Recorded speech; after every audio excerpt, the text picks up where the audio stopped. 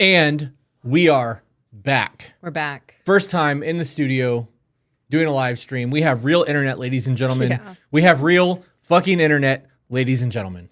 I am so excited. I can see you guys. This is awesome. Hey, shut up and do your job. Fine. I'm going back to mute. Oh, man. What a day. I wish we could see AJ. Yeah. Can we? Do you have your camera on? I am not prepared for that. I did not prep this room for that. Understandable. I did put you on the spot. Yeah. All good. All good. So I need to move this out of the way because you guys don't need to see that. I don't like how close we have to buy another camera lens. Yours is also angled downwards. Right. Well, because otherwise you're going to get everything. But you're on a 35 millimeter. I'm on a 24 millimeter. But there's at least 2 feet. Mm-hmm. That shouldn't be as wide. I should be just as close as you are. I'm doing what I can. Doing what I can. Did the movie and blankets help? The one that's behind Peach has helped. But it's not doing everything that I needed to do just yet. 236 people here already. Oh, hell yeah. All right, I have to go in. AJ, I am not prepared, bro. I am so fucking behind You're right good. now. Just go to that document and it's all laid out. All you got to do is hit control and click the first link, and I will prep you for the intro on the clip. I kind of made it easy. I didn't do a lot of articles this week. I did a lot of TikTok. Okay, wait a minute. I gotta find. Is it in the Sunday folder? No, it's just go to our chat in the Google chat, and I sent it like I don't know 20 minutes ago, or I guess before I got it. We started talking. I got it. All right, Gary V cursing. Is this what we're doing first? Yeah. So I know you guys. I mean, I say you guys, but I also curse plenty. But you guys are a little different as far as my household is, because we allow our children to swear in our house, and I know you guys don't. So Gary V's got a good take on this as far as what your opinion is. Well, our kids are 4 and 5, so they don't understand. My youngest is 5. How to properly use the word yet. But although Lil Man did say "damn it" when he dropped something the other day, and I'm like, "Did you just say damn it?" I was like, "Dang it, bro! Dang it! You don't get to say that yet." It was fucking hysterical. My 5-year-old can throw a bitch out like no one's business, and she uses it in the perfect context. And as long as it's in our house and we don't have guests, that's kind of what we do it for. We allow them the if it gets used outside, the privilege is no longer available. You don't get to use those words in or out of the house. Gotcha. Yeah, that's funny. I think that might be your phone making that noise. Are you on the Wi-Fi? Yes. Turn your cellular data off. My cellular data? Yep. Turn your cellular off. Okay. All right. So I'm going to run this video. You're so smart. That did not work. What did not work? The monitor thing is. You gotta hit control when you click the link. No, I have that open. My monitor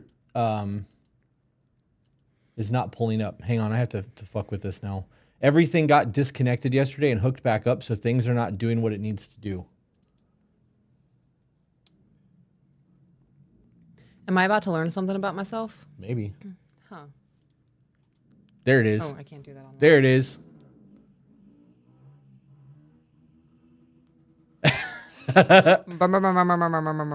Yeah. Okay. That's the thing, I guess. All right. Let me. Why do you curse so much for a guy who doesn't need to? Because I. Okay. Let's do that. For a guy who doesn't need to, let's find out. Why do you curse so much for a guy who doesn't need to? Because I only believe in authenticity. It's how I talk. Like when I think about, do I care about my employees? It feels more like in my brain and my heart and my soul, do I give a fuck about my employees more than do I care about my employees? That's from my brain and heart to my mouth. All right. So before we get any further than that, I 100% agree with that. From my brain to my heart to my mouth. Right. That is how I talk. Yeah. When we have Rick Yee on from Warriors Way Mindset in October, this is going to be a conversation that we have because people who talk the way that we talk come from backgrounds of a lot of trauma.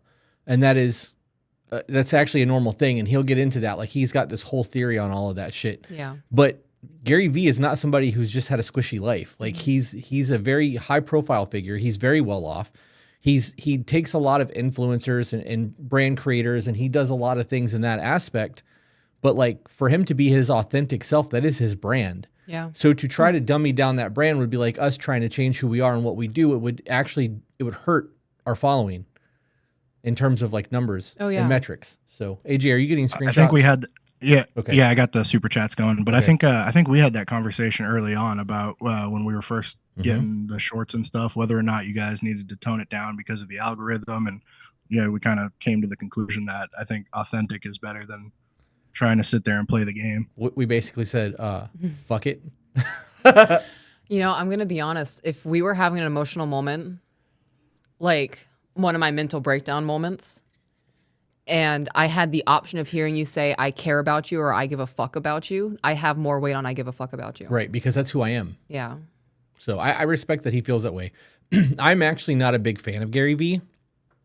I know that a lot of people in my position worship this dude. And I think that there are a lot of other people that are in his wheelhouse that like are on near his level that I hold in a much higher esteem.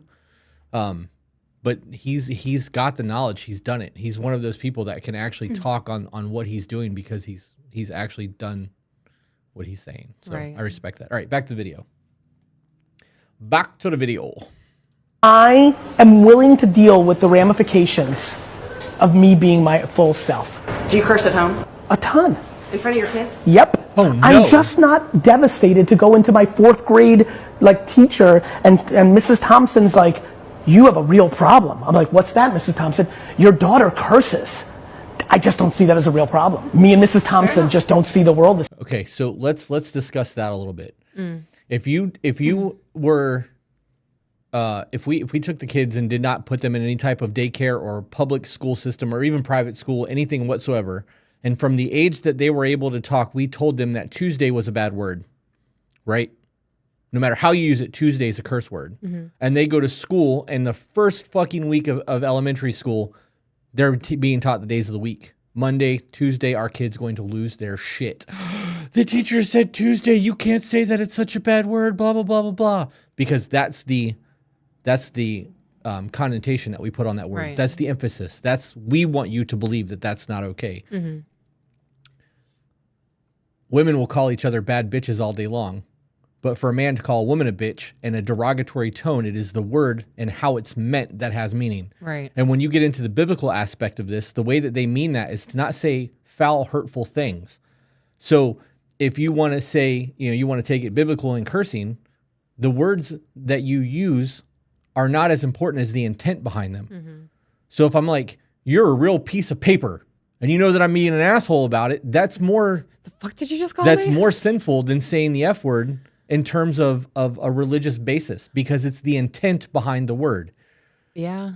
I'd be pretty fucking offended if someone called me a piece of paper. What, you telling me I'm easily dissolvable in water? Am I weak? I'd rather be called an asshole. Yeah. I mean, that's shitty. Dad joke. Easily the same way. terrible. Again, I'm the byproduct of Mrs. Thompson telling me my whole life that I would be a failure. Heard that my whole life. Look at me now. Mrs. Thompson thought that a D in science was going to be my downfall, just like she thinks saying fuck is her downfall. I don't agree. I respect everything about that. Yeah. Do you have anything that you wanted to add to that, AJ, or was just something you wanted us to watch? No, I just kind of thought it fit into what you guys do, and then I just had the question on what you guys thought about kids and stuff, and what he said about letting his kids swear. I think that a lot of that comes down to right place, right time.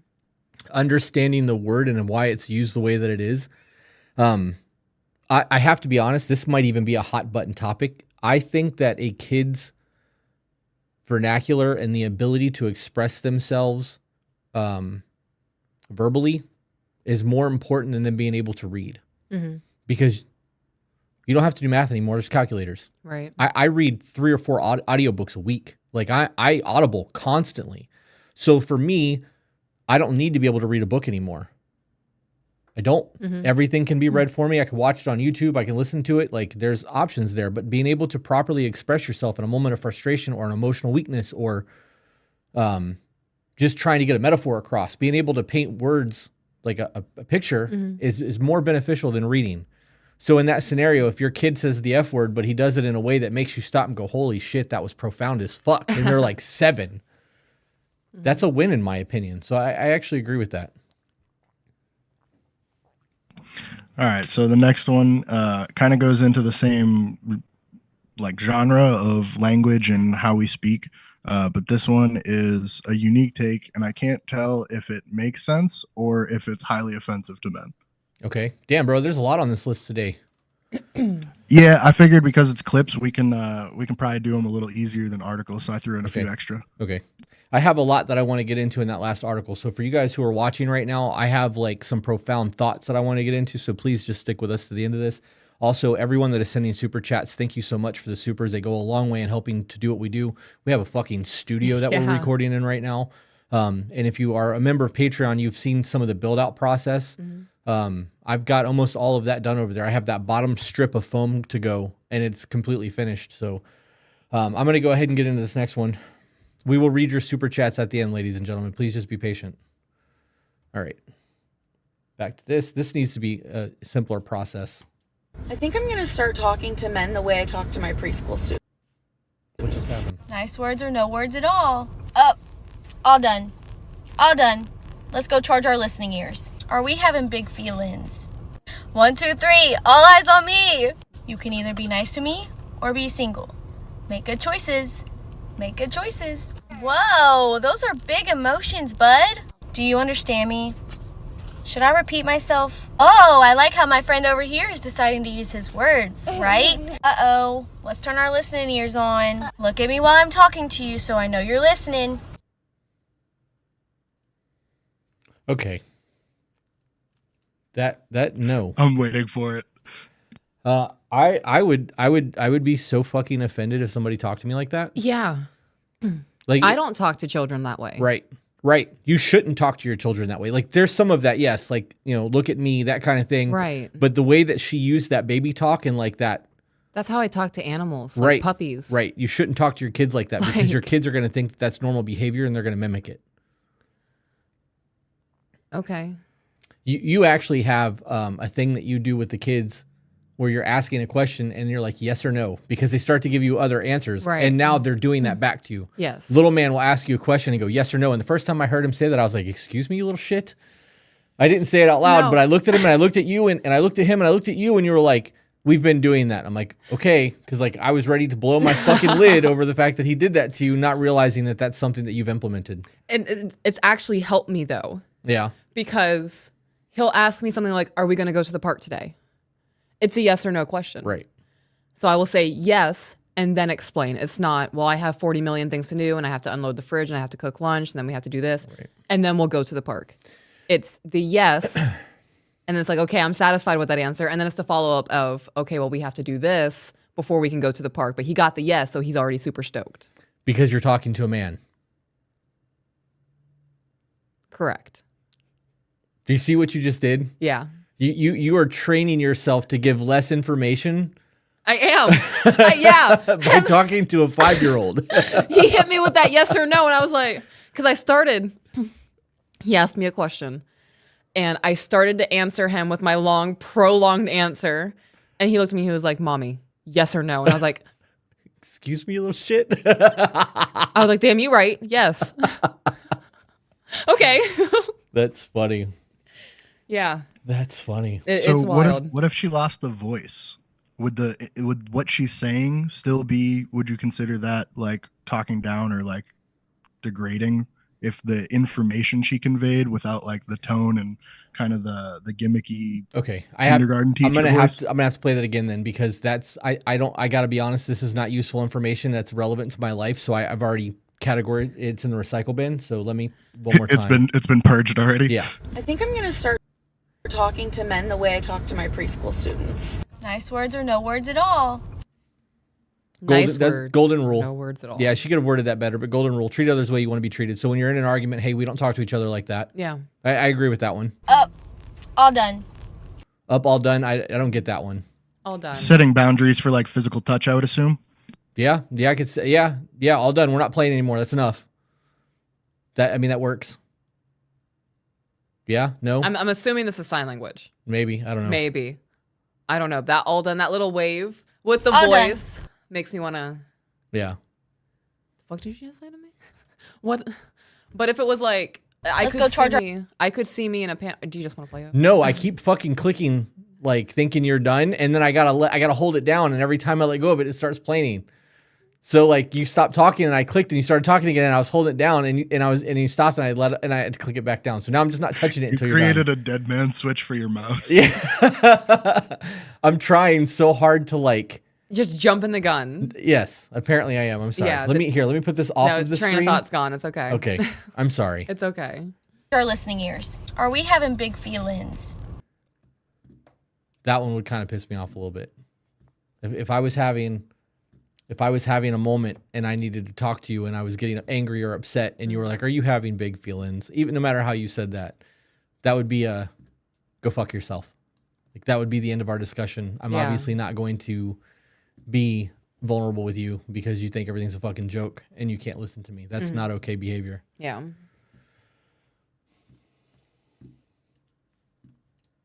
One, two, three. All eyes on me. You can either be nice to me or be single. Hey, wait a minute. Isn't that controlling? Yeah. Isn't that controlling behavior? That's not a boundary. That's what they said to us when we explained our boundaries and what they were. And none of them were control. It was an option. Right. This is an option. Hey, you can be nice or you can be gone. All right, I'm over this. So overall, no. Yeah, don't do that. Okay.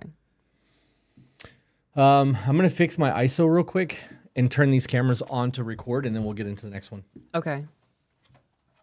Because I didn't hit the record button. Oh, wow. Womp, womp. Ooh, Peaches just got real big. Yeah, I did. I'm uncomfortable. Can you unzoom me?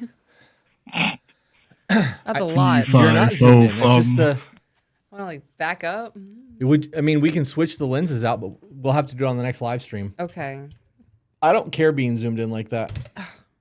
Why are you breaking stuff? This is Because why we can't have nice things. I haven't broken Ooh, she anything. broke it. I'm moving things because now I'm super uncomfortable with how close my face is to the screen. So I'm backing up. Let's see if I can. Let's see if your husband's got you. Yeah. Let's see. SpongeBob backing up, backing up. Oh, look, my phone case. It's textured. It's very nice for my sensory. I like it. It did good. I feel more comfortable. Yes, thank you. I'm trying. Should I move my phone? Oh, perfect. Look at you. You're still closer than I am, but I actually need to lift mine up. I'm just done fucking with the cameras. I don't care enough about the cameras right now. I'll just do this. All right. I was gonna say your unevenness is gonna drive a lot of people with OCD really? crazy, but your slouch is perfect. You had it. You were online. Damn it. Now it's going to drive me nuts. Got it. I set that thought in motion. Should I kill TikTok? That's an AJ question. Mr. Producer. What are you at over there? 370. Yeah, we're at 446. If we're higher on YouTube, just have them dump over.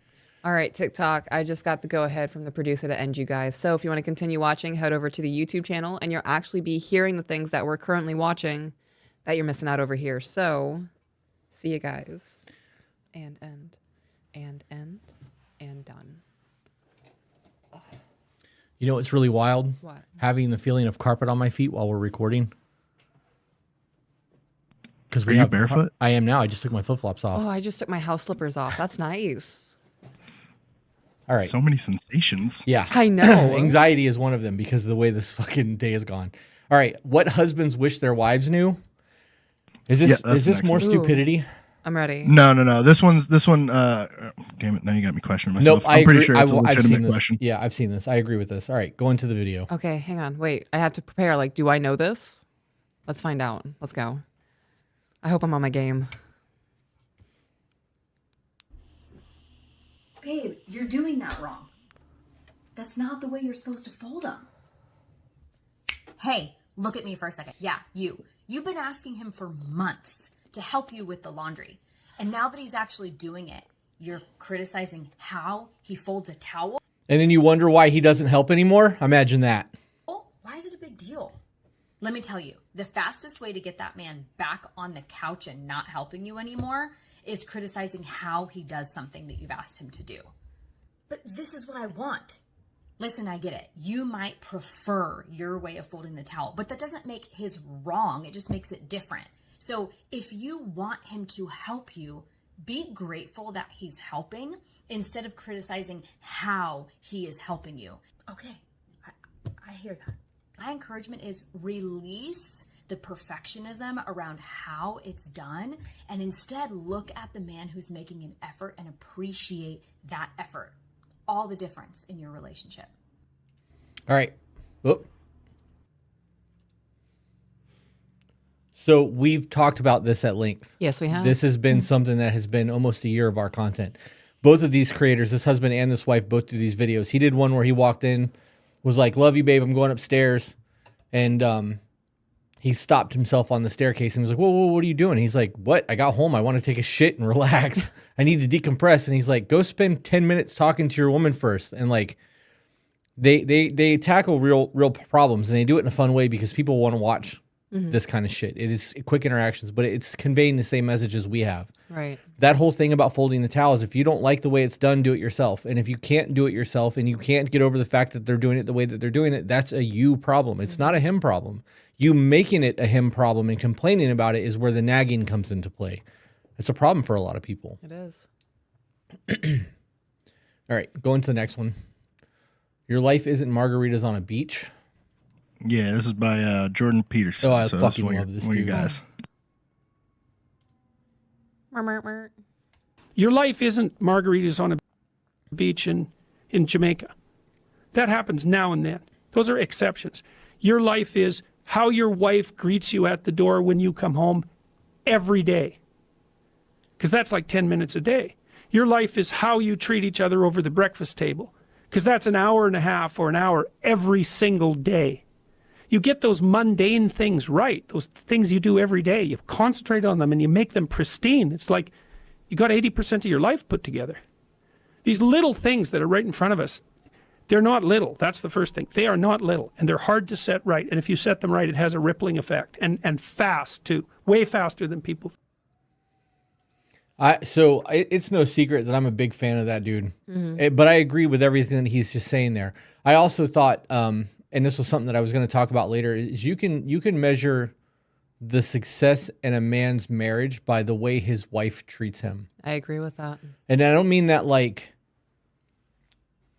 his success levels based off the way his wife treats him, because if he's with a good woman, and you know what I mean? Like, I'm not, obviously there are women out there who are pieces of shit, but and so there are men out there the same way. But if a man is with a woman and she is a good woman and he treats her the way he's supposed to treat her, it will be reflected in the way that she behaves, her demeanor, the way that she talks to him, the way that she treats him in front of her friends, in front of his friends, like there's in front of the kids. In front of the kids, right? So like, it's not really relevant to what we just watched, but it kind of is, because he says that your life is not those vacations, it's not those small moments in time, it's the everyday things.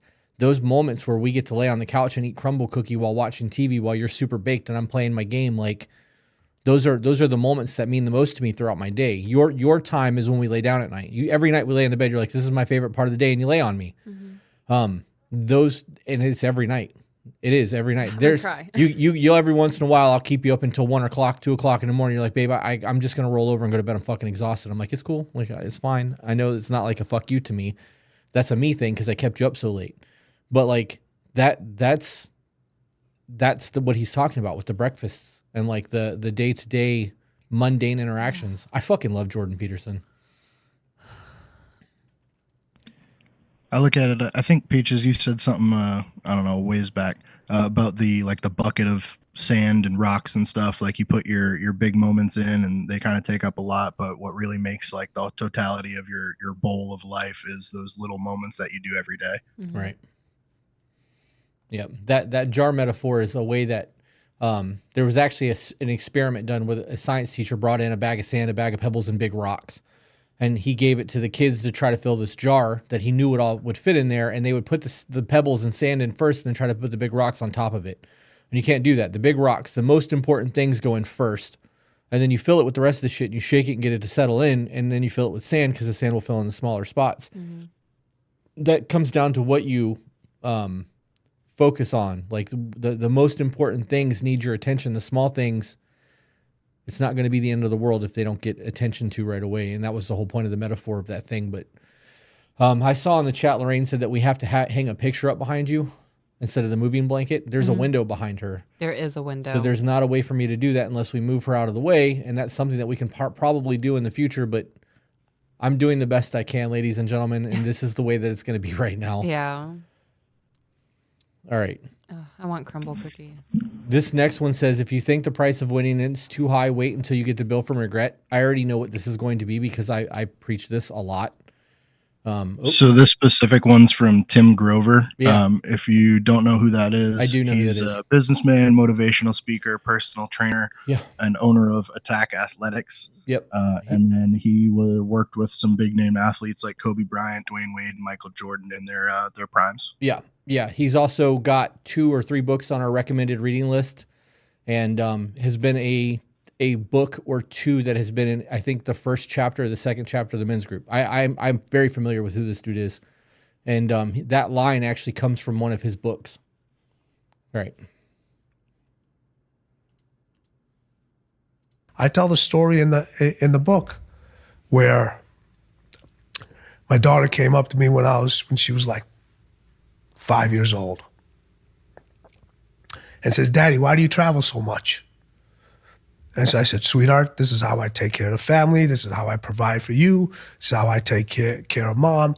This is how I put a roof over the head. This is how I put food on the table." She goes, "Daddy, if I eat less, will you stay home more?" At age 5. I was packing for a trip. She was 5 when she said that, and it still affects him. Homeboy is crying right now. Now, if this was a fairy tale, I'd have unpacked my bag, I'd have grabbed her hand, we'd have went out for ice cream. I kept packing. Now, I'm not telling anybody out there that's a decision they should make. But that was my decision. And then many years later, I sat down my daughter and I said, "Hey, I want to talk to you." And I wanted to discuss with her why Dad is the way he is. And before I could even start, she goes, "Dad, I understand." She goes, "I understand." She goes, "I could see what you provided for Mom and I. I could see the sacrifices you made for us." Was it important for you to hear that? Yes, very important. And I just never knew when the right time was. And then one day I just said, "This is the day." Whoops.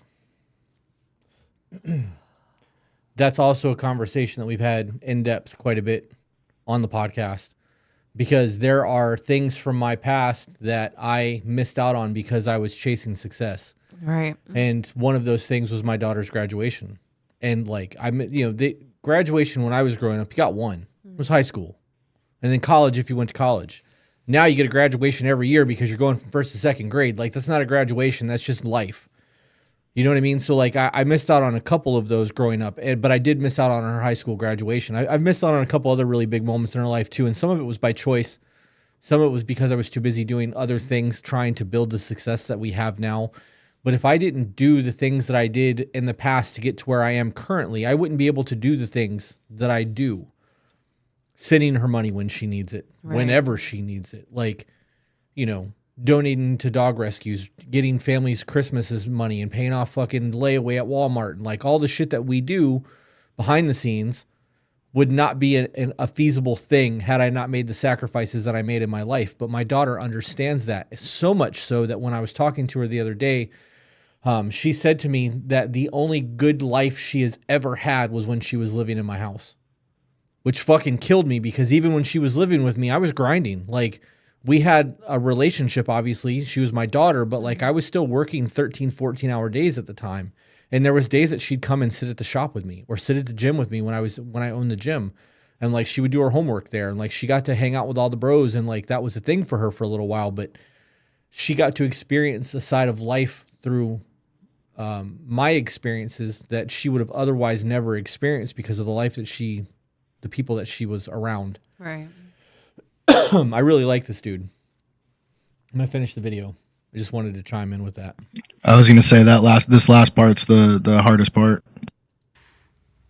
This is the day. She goes, you taught me how to make the toughest decisions in life. She goes, not only taught me, you showed me. You told me how to be independent, when to be dependent, when to be independent. So sometimes when you think you're making the wrong decision or you have to making the toughest decision because you're thinking about somebody else and the consequences, if you think the price of winning is too high, wait till you get the bill from regret. Yeah, he says that in the book. He actually says that in his book. And he's not wrong. Right. You know, they say that your life is when you die, the things that flash before your eyes are the things that you paid attention to in life because that sculpted your reality.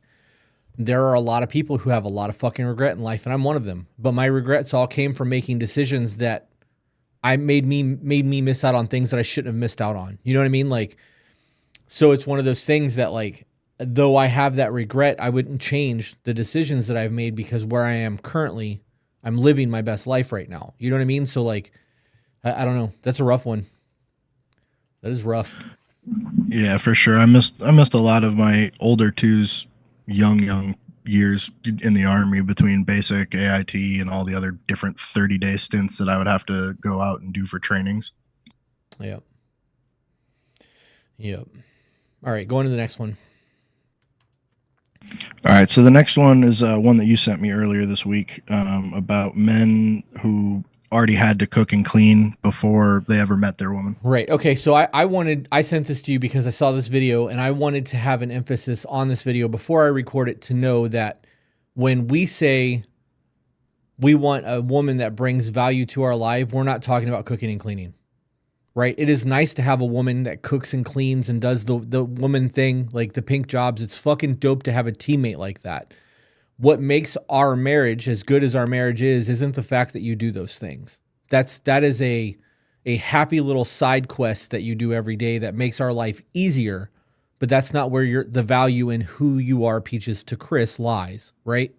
Okay. I hate that I just talked in third person, but it was necessary for the moment. Men don't give a shit about no cooking and cleaning.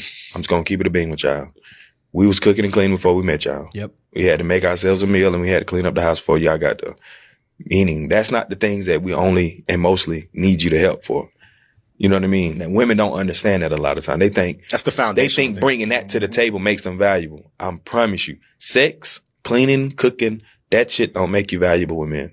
We appreciate it. We appreciate it. I said, but make the value. But that's not the make or break for most guys. At all. It ain't. It's how you support us emotionally. Mm-hmm. Being his peace. Being that peace. Those things are those are the most important things for guys. We living in a time where we all know I know how to cook my own and not do. Is it appreciated?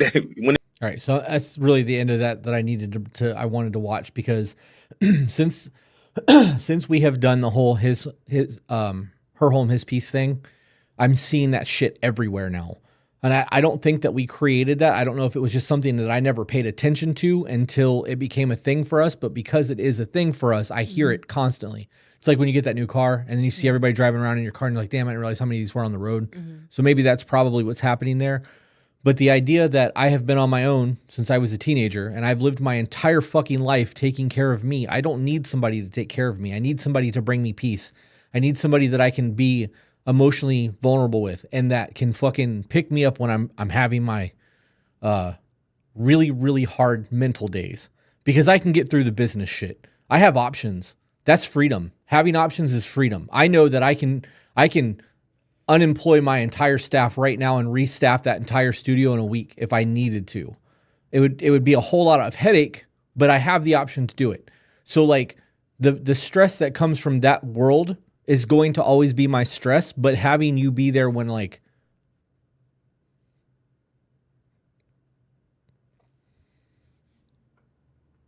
nope, not gonna cry. I am. I can write down a timestamp for this. This is awesome. Shut up, AJ. Having those days where the best option is a 45 ACP and being able to talk to you about it and know that I no longer have to bear that load on my own is more vulnerable than doing the dishes or cooking or cleaning or making sure that I'm fed. And that's what they're getting at. The idea of having a woman in the house and that she brings, her, because that's what you hear all the time when you're like, what makes a woman a high value woman? They're like, well, I got the pussy. Yeah. So what? Every other woman on the planet has that too. Like, and now because of what feminism's doing, you guys can't even claim that anymore because now there's, yeah. You know what I mean? Like bonus holes. Yeah. I was looking for the word. I couldn't remember it. Instantly furious. Yes. So that's why I wanted that on there. Cause I had a little tirade. I actually, ironically enough, found that while I was pooping. It was like, AJ, put this on the list. Yep. All right. My problems aren't my husband's. This is another one you sent me during the week. Oh yeah. This was the one that I couldn't save. This woman's savvy. Yeah, She's got her video saves turned off. No. We can work around that. Don't worry. I know. Wait, what? You talking about me? No, this woman that we're about to watch has her downloads turned off, so you can't download her content. So we made it work. I don't have a hanky. It's all at home. I'm a mess. You don't have it up your sleeve this time? No, I'm not wearing a cardigan. I'm wearing my Triumph shirt.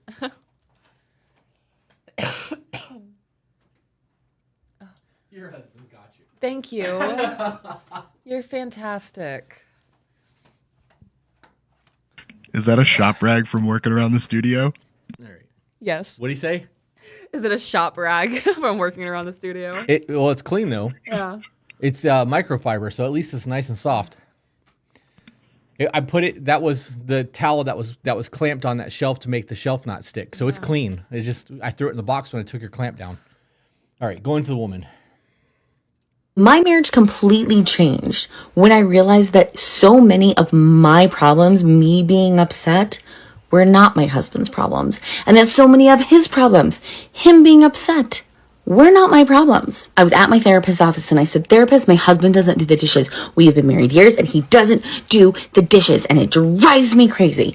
And she... Right, before we go any further with this, I'm willing to bet every woman in the chat has heard what she's about to say at least once. Yeah. Okay. He said, okay, well, does he make you do the dishes? And I said, well, he's not doing them, so it means that I'm doing them. He actually would just prefer to use paper plates. And she said, well, why don't you use paper plates? And the paper plates thing. That is my argument. Yeah. I would rather take a beating. I would rather go to Walmart than have to do dishes. And I fucking hate Walmart. Sam's Club. You get the little carnival trays. That's what we do. These kids will use like 7 plates at a time. It drives me nuts. And you throw them away. I'm disposable. Okay. This is how incredibly busy our life is. We don't cook at home anymore. No. We order trifecta meals or Green Chef when we were doing Green Chef. We've moved on to trifecta because it's microwavable and we can take it when we go. We DoorDash every meal of the day, every day of the week, unless the kids are there and you feel like you have the time to cook. If I had to meal prep, cook the food, do all of that shit, and do the dishes, that's hours a week that I am not doing something that's generating us revenue. We're not editing. We're not focusing on merchandise. We're not trying to elevate ourselves to that next thing. So that time is worth it to me to spend that little bit of extra money. Who gives a fuck that the meals are an extra $20? That time means more to me. And if we're recording and we order DoorDash and we take a 10-minute break to eat and go right back into recording, there's a single episode more every single day that we do that we would otherwise not be able to do when we were doing the episodes we were doing. Right. So that matters. So for me to be like, I'll just eat on paper plates and plastic cups, if that was really the way that I felt in that moment, I'm not doing the dishes. And you were like, well, I refuse to do that. You need to do the dishes. You and I would have a very big problem. Right. And that's what she's getting into. And this makes a whole lot of fucking sense. I said, because I don't want to. That's stupid and da-da-da-da-da. I want to use real plates. And she said, so why does he have to do the dishes? And I said, what? Well, the dishes need to be done. And she said, yeah, but he doesn't want to do them and he'd just rather use paper plates. So why are you expecting him to do them when you're the one that wants to use like real plates? And I said, this is not how I thought this conversation was going to go. She said, Sharon, let's hypothetically say that you have begged your husband to do the dishes for years, that you go to therapy over it, that you do all of these things to get him to do the dishes, and he still doesn't do them. What are your options here? Are you going to divorce him? Are you going to be pissed off about it forever? Or are you going to be a big girl and figure out how to be happy in your marriage and how to do the damn dishes the way that you want to do them? All right, pausing again, because this is a conversation that we need to have. Okay. How many emails have we got that the men don't do enough around the house, or they don't do it the way that the woman wants them to do it? Majority. Right. How many times have those men been like, because we have had men email us and be like, I do these things. She just complains about it. They nag. It's not the way that they want it, blah, blah, blah, blah, blah. This is the perfect example of that being a you problem and not a him problem. So in this scenario, her therapist pointed it out to her, and she now realizes that this is her issue. Mm-hmm. She laid out her options. 90% of the time, the option that women choose is to nag and complain that he's not doing what they want him to do. This is where love makes requests and not demands. This is also where men start to feel like their woman is controlling and nagging because they're trying to implement something that they disagree with. Mm-hmm. This comes down to compromise. So how often is it that people are getting butthurt about something that is a them problem and projecting it onto their spouse and then having to actually create drama from it? Because like she's about to say, you can choose to be fucking happy and just accept the fact that this is a you problem. Mm-hmm. It's wild. Yeah. You have anything you want to say about any of that, or did I just say it all? I've thought about getting paper plates because I'm just overdoing the dishes. And we use a dishwasher now at this point. And I recognized that I was getting annoyed with the dishes because I would have to put on my gloves and put soap on the sponge and then scrub some dishes and put them in the dishwasher and then reload the sponge with soap. And sometimes water would get in my gloves and that would really piss me off because it... And then I went to my aunt's house, and my aunt has this really cool thing that has a handle with a scrubbing pad on it, dispenses button, boop, soap.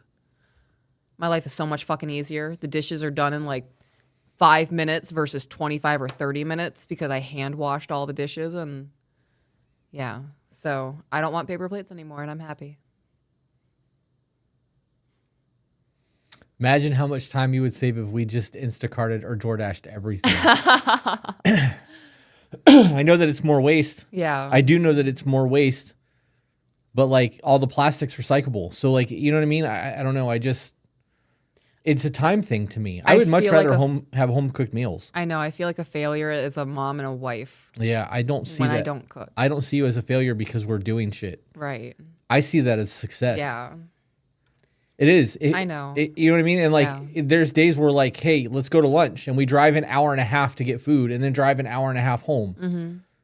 Like those are the days that like you could cook a meal because we have the time to do it, but I'd rather go out to eat anyways. So like, that's a date. It is. But they're impromptu dates. Yeah. Because we don't have to drive that far to get a food. We could just go to Taco Bell. You know what I mean? Like, I don't know. It's a 2-for-1. It's time with her and food. It's the excuse to be in a car for that long together. Yeah. Yeah. I love that shit. Our drive time is truly the most uninterrupted, not distracted time. I'm paying attention to the road. Yeah. But you have my undivided attention in conversation because there's no radio on. Mm-hmm. Normally we're on the interstate. I'm doing 85 or 90 on cruise control. So all I have to do is pole position as people are driving like fuckholes. Mm-hmm.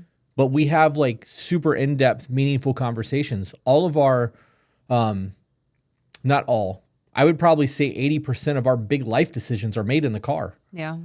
It just pans out that way. This podcast was created in the fucking car. Yeah, on the way to the Naples Botanical Garden. Right. Yep. You should have kept that one and sold it as like a souvenir later. What do you mean? What? The car. Be like, this is where it all started. Auction it off later when you guys get to 1 million. Was that in your Jeep? No. Was it in the Infinity? It was in the Infinity, wasn't it? It was almost a year ago. What was I driving a year ago? I want to say it was the Infinity. I've had 5 cars You've since had then. so many. You got the Jeep after you started the pod because you got the Jeep, and I remember when you got the Jeep. The black Jeep. Right? Because her Jeep was your old Jeep that you then got the. I don't know. I can't by keep up by my old Jeep, it had 4,000 miles on it when I gave it to her. Right, I use old in your term of old. Like, it needed the an car's oil driven change on the road. Time to get a new one. It needed an oil change, so I got rid of it. So stupid. Before you go into the next thing, I want to elaborate on me not feeling good about myself when I don't cook for the family. Okay. Like I'm a fucking stay-at-home wife at heart. That is truly how I feel most fulfilled when that's my full-time job. Right. That is no longer my full-time job. So I mean, it kind of is. I looked at my camera's crooked as shit. It's driving me nuts. I know that you record more now than you did before. Right. It occupies a lot of my mental space. Right. I get that. Right. So in that aspect, yes, it is a full-time job because this just got way loud. Yeah. I was way under loud and I kept finding myself trying to get closer to the microphone instead of just turning my volume up. I try to make sure that the podcast is not a full-time job for you and that you just need to focus on the record times while I do everything else. And I know that that's not always a possibility. But I don't like that this has become a job for you because I did want you to be a stay-at-home wife. Right. I didn't expect this to be what it is. We went from making bullshit TikToks to this is a job. You're an entrepreneur now. Yeah. You know what I mean? So, but yeah, I don't think that it makes you less of a wife. I think it makes you a fucking badass. Yeah. I would rather. Okay, so in terms of there's an honor in knowing that I provide the life that you have, right? And you credit a lot of what we have to me, and I know that that's not the case anymore because you have value to the podcast. Like you are part of what we're doing, and it's super dope to be able to know that at any given moment you would go back to that life to be that wife to me. But knowing that we are a power couple the way that we are, and that we're doing this and making moves, and this is going to be, I project to be better to be $1 million business by the end of 2024. Yeah. Right. So if all of the metrics line up and that actually plays a part of that, you will be at your age, a woman entrepreneur that is pulling $1 million a year in revenue based off of not selling your dirty pictures online. Right. And not being like a college graduate or, you know what I mean? Like you've created something. I find a whole lot more that's my woman. In that than in you being a stay-at-home. Yeah. There's an honor in the stay-at-home thing, but knowing that we are creating this together, I think it means more to me.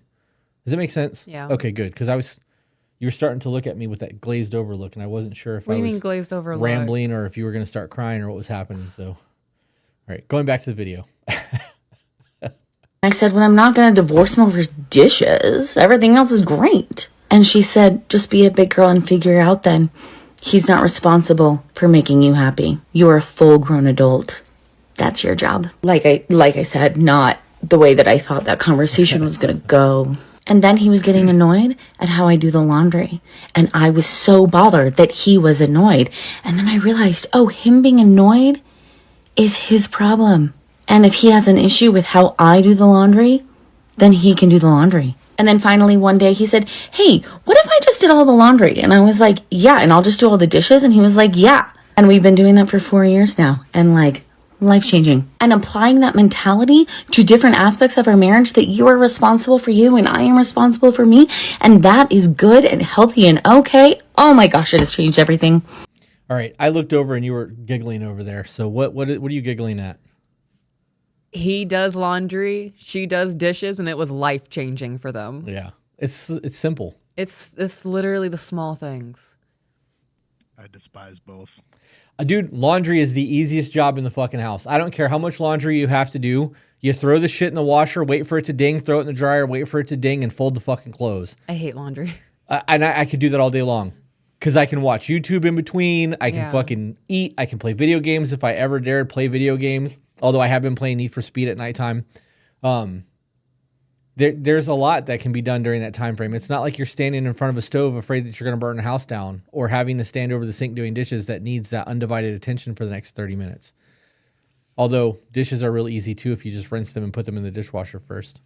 Bro, when you got 4 kids, that laundry is nonstop. So I've like, okay, so no matter here's Michelle what you do. and I both Nope. hit it. Here's what you do, AJ. You take some of the money that to be better money that you're making, and buy really big washer and dryers. Dude, I've thought about getting industrial ones for Michelle. She would fucking lose it if I did. I don't have the space for it. That's the problem. Our laundry room is just like a cutout with a barn style like rolly door.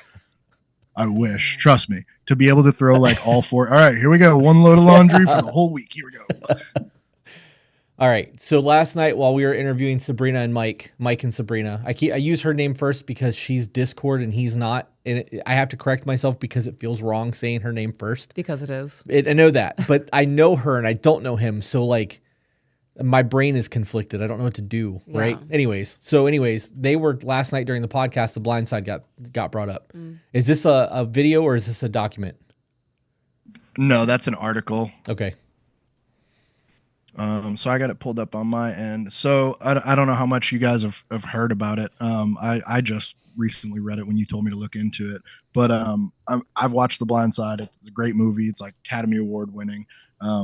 But apparently the big thing that has come out now is when Michael Oher was 18 years old, they supposedly adopted him and had him sign some documents. But what it turned out to be was a conservatorship, not adoption. So he is not only not adopted, but also lost out apparently on a lot of money that the movie had made. The movie had made. Correct. So I haven't seen anything about his NFL like contract money or anything like that. It's been strictly he didn't make anything off of the movie, which essentially wouldn't exist without his story. But the biological son and daughter are making money from the movie from their likeness.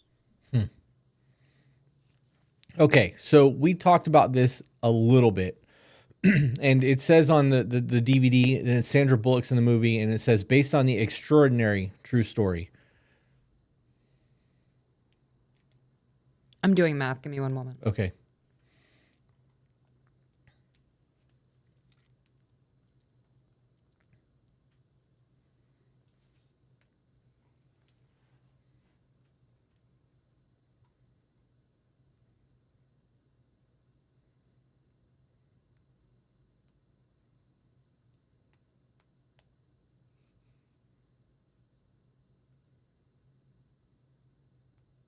This entire thing is wild to me. So even with the conservatorship, right? Like because I haven't read any of this. Did you read the whole article, AJ? I did not go all the way down, but basically it goes on to say the father was interviewed after this allegation came out and said he was stunned. He claims that they made no money off of the movie. Only a share of proceeds from Michael Lewis's book, which was the foundation for the film. Okay. So my thought process on this entire, what were you doing math on? Okay. So The Blind Side came out in 2009. 2004. That's what this said. 2009. Okay. Hold on, I'm checking. Yeah. I think she already did. Anyways, 2009. We'll go with that. He was 23.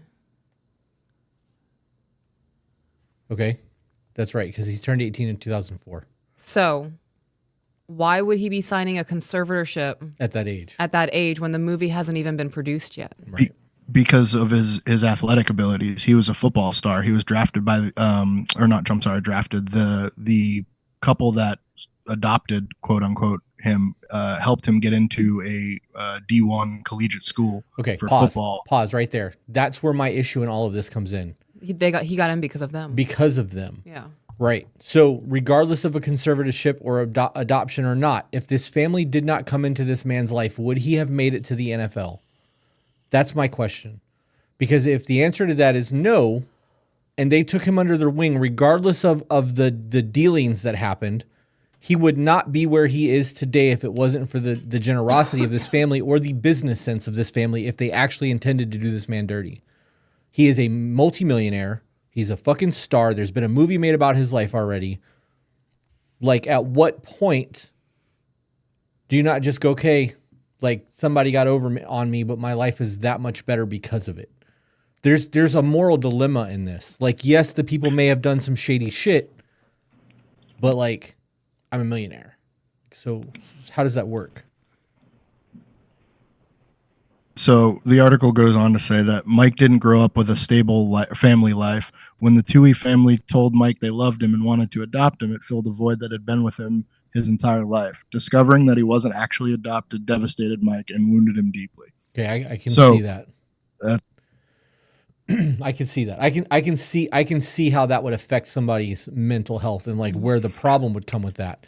How did that come about though? Because when you're an adult like that, to find out that they have conservatorship and not an adoption, I want to know how that came about all this time later. Out? Right. Did he find out 5 years ago? Is this recent developments and he's trying to expose the family because he found out 4 months ago? This says, from what I understand, that seems to be the way it's played out, because everything's saying all these like quotes and stuff are coming directly from the petition to the court. So I think maybe he didn't find out right now, but it's being brought to light right now due to the lawsuit that he has going from the movie proceeds. That's wild. I wonder if he has some sort of financial trouble. And like maybe he doesn't have the money that we think that he has, and maybe that like because the whole Britney Spears things, like her parents supposedly took a lot of her money. Oh, it's not supposedly. No offense to Britney Spears, but I don't give a shit about that whole thing. So like I've never taken the time to read into that. I only know because like there's people that are around me that are Britney Spears fans, and I've heard them talking about it. So you obviously know the story. So did they actually take so fill me in. Okay, so because she got started as a minor, there was a conservatorship. Into adulthood, because of her mental breakdown, I believe the conservatorship was instated because of the mental breakdown. Okay. One of the two, I can't remember. But that conservatorship was just dismantled a year or so ago. Like, she's well into adulthood at this point. But they were claiming mental illness. They were doing a lot to her. So she doesn't have money saved? Like she has money, but it was restricted when she was under the conservatorship. It was all through her father. Right. But what I'm asking is like, so now that she's not under the conservatorship, if she was supposed to have $100 million and she's got $20 million, it's still a lot of fucking money, but because they spent it, that was my impression of what happened. And you're like, it's not supposed. So was the money still there and she has access to it now? Or did they actually spend her money because they had access to the money? So they were spending money. Okay. But now she has access to all funds. Like her bank accounts are being monitored. She's not having to ask people or go through legal systems to get shit. She owns rights pretty much to herself. Okay. So if that's the case, then during the conservatorship, if this woman still has the conservatorship over his shit, she could be spending the money, and maybe that's why he doesn't have the money. I want to know more about this. So as this comes about, like AJ, as this article evolves and we start to find out what's going on and like why the lawsuits were filed, I would like to be updated on this because I like the movie. It's a heartwarming thing. Like it's a feel good movie to watch it, to see somebody help people and the man got adopted. And like, I would think that this is not something that's just going to get pushed under the rug. Right. So, all right. Yeah, I'll keep on it and get some updates. The big thing, I kept scrolling and he said for years, Mike's relationship with the Toohey family started to decline when he discovered that he was portrayed in the movie as unintelligent. Their relationship continued to deteriorate as he learned he was the only member of the family not receiving royalty checks from the movie, and it was permanently fractured when he realized he wasn't even adopted and a part of the family. So yeah, it seems like there's like a trifecta of not good stuff going on. Wait, so the family sold his story? Well, there was a book written, and then they turned it into a screenplay and made the movie. Was he a part of that? Apparently not. So he wasn't a part of the book writing. He wasn't a part of the movie becoming a thing. But it's a betrayal of his life, and therefore there should be likeness royalties going to him. They've used his name. It is a story about his life. They do use clips of his like football draft and things like that at the end of the movie. You get to see the now woman. I can see how the conservatorship would be a problem. If he has seen no money from anything and they're using his story to get money into their bank account, that's fucked up. Yeah, I agree. Getting him to sign that conservatorship at 18, business-wise, fucked up as it is, like they're making bank off of his name and really there's nothing he can do about it because he signed it as an adult. That's fucked up. I don't know why, but the not being actually adopted like rubs me more the wrong way than the actual like money. Like, yeah, I mean the money is obviously a pretty big kick in the I don't want to say dick, but I'll say it. But the like thinking you're adopted and then finding out that you're not after even if it was a year, like I feel like that's so much worse. That added on top of the conservatorship. At that point, I'm just a piggy bank to you this whole time. Like, what, did you adopt me because I was black? Did it make you appear better as a white family with a black child? Why? I'd be questioning everything. I don't think it had to do anything with race. I think it was a come up for that family. I gotta fix my camera. It's fucking driving me nuts. Right. It probably has nothing to do with race, but it was a come up. They saw an opportunity to make money off this young man's ability, and that there wasn't anyone in his life to stop it from happening. Right. So in the movie, I know Chris can't hear me, but in the movie, I don't know if you've seen it, Peaches. I haven't. Way better. They have an issue where in the movie that they go in and they have an issue with the college because of the recruitment process, and the Tuies, the family that supposedly adopted him, are boosters for the football program. Mhm. And in the movie, they even have a part where they have to go in and there's like a small investigation, like, did this family persuade you to go to this college because of their football program that they get? Obviously more like boosters usually get some kind of kickback, or they're paid employees of like the entirety of the football program. And a lot of these people will go out and scout and try and take them away from different colleges or persuade them to go to their college. So even in the movie, there was suspicions that they were doing it for the benefit of not just themselves, but the college that they were alumni for and that they were boosters for. Was this the old Miss thing where it's, yes. Okay. Yep. Ole Miss. Okay. Yep. We'll have to watch a movie. It's a good movie. Okay, wait. So I want to make sure I understand properly. They were asking if he was being pushed into this because they had stake in the college, and if he did well, they would get paid. Mm-hmm.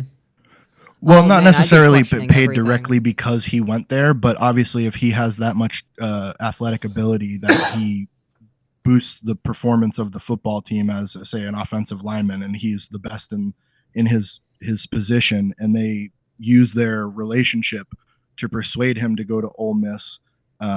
Like normally it's not a problem when like a parent goes to a college and then their kid goes, because it's like a family tradition type thing. There's no persuasion. It's, I want to follow in my parents' footsteps. But with him, it was specifically brought to the college because they were taking obviously a highly gifted athlete that wasn't part of their family and putting so much emphasis on, hey, Ole Miss, Ole Miss, Ole Miss.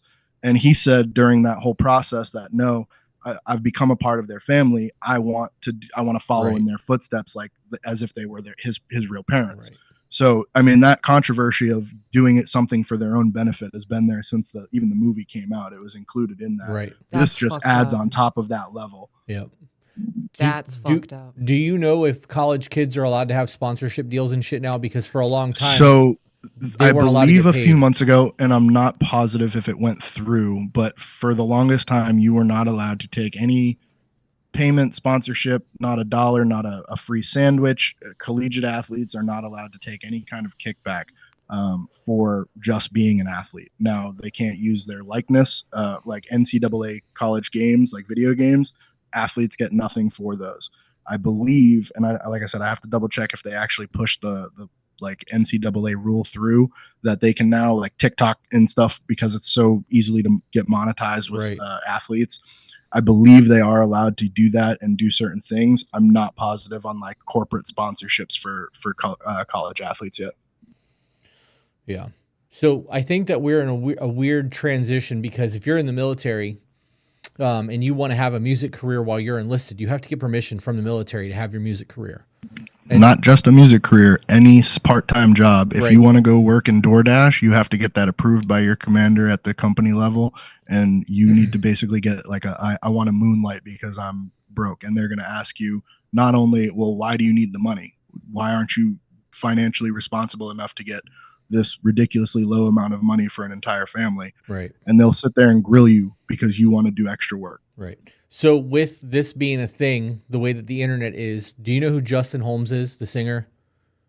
You know who he is because I sing his shit to you all the time. I was actually, he was the artist I sang to you first, and it wasn't even like a song that I should have been singing to you because it wasn't like a pleasant thing. But he got a music career because he did a song on YouTube and it blew the fuck up. And like he had to get permission to even get his music on iTunes from the military.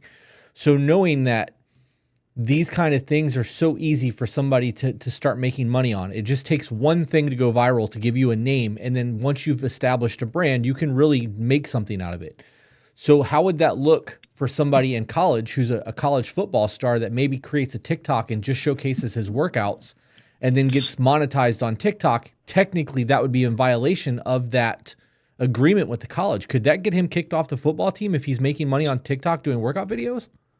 So Jeff Graham just popped in the chat actually, and he said that they can get money now. They're making millions now. Caleb Williams is projected to make 2.5 million this year in college. Good, fucking good. Jeff, don't leave the chat. You're gonna enjoy this next topic. Well, that answers everything then. So in terms of college, have any of you heard of the 5 monkeys experience? Basically, have you? I'm not gonna look at the chat. Have you heard of the 5 monkey experience? I might have to hear about it. Okay. There's a lot that I'm going to get into here, but the gist of this and the reason why I had it pulled up is because we constantly say that you are your social circle. The people that you hang out with is going to dictate your life. If you hang out with millionaires, you'll become a millionaire. If you hang out with bums, you'll be a fucking bum. Drug addicts, you'll be a drug addict. The people that you choose to have in your inner circle is going to dictate your life on a level that you may not even be consciously aware of. I'm going to read this article to you because this is something that Jordan Peterson has talked about, and it's something that, would you like to read the experiment? You want me to put it over here so you can read it? Yes, please. All right, because I know that you like to do those. So this is from May 26th of 2020. You can just start at the 5 monkeys thing. Okay. The 5 monkeys were placed in a cage as part of an experiment. In the middle of the cage was a ladder with bananas on the top rung. Every time a monkey tried to climb the ladder, the experimenter sprayed all the monkeys with icy water. Eventually, each time a monkey started to climb the ladder, the other ones pulled him off and beat him up so that they could avoid the icy spray. Soon, no monkey dared to go up the ladder. The experimenter then substituted one of the monkeys in the cage with a new monkey. The first thing the new monkey did was try to climb the ladder to reach the bananas. After several beatings, the new monkey learned a social norm. He never knew why the other monkeys wouldn't let him go after the bananas because he had never been sprayed with ice water, but he quickly learned that this behavior would not be tolerated by the other monkeys. One by one, each of the monkeys in the cage was substituted for a new monkey until none of the original group remained. Every time a new monkey went up the ladder, the rest of the group pulled him off, even those who had never been sprayed with the icy water. By the end of the experiment, the 5 monkeys in the cage had learned to follow the rule, don't go for the bananas, without any of them knowing the reason why. We'll all get sprayed with icy water. If we could have asked the monkeys for their rationale behind not letting their cage mates climb the ladder, their answer would probably be, I don't know, that's just how it's always been done. This story, whether real or a fable, captures a persuasive theme in many organizational cultures.